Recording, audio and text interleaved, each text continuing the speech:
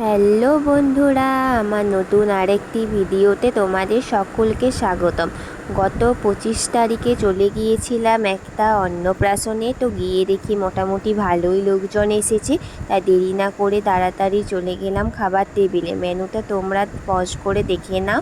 প্রথমে salad, sauce, লেবু, শাক ভাজা দিয়ে দিয়েছিল, তারপর আলু ছুরি ভাজা, ভাত এবং পনির পকোড়াটা দিতে একটু লেট করেছিল। তারপর ভেজ ডাল এবং তরকারি দিয়ে দিয়েছিল। তো পনির পকোড়াটা খেতে বেশ ভালোই ছিল। আমি ভাত, ডাল, আলু ছুরি ভাজা এবং শাক দিয়ে মেখে ভাত খেয়ে নিলাম। তারপর দিয়ে দিয়েছিল পোস্ত, তারপর মাটন ছিল, কিন্তু আমি যেহেতু ভেজ খাই তাই ওটা স্কিপ করেছি, তাই চাটনি পাঁপড় নিয়ে নিয়েছি। এরপর পায়েস, মিষ্টি, এরপর পুডিং দিচ্ছিল, আমি দুটো নিয়েছি পুডিং। তো দেখো আমাদের খাওয়ার ডান।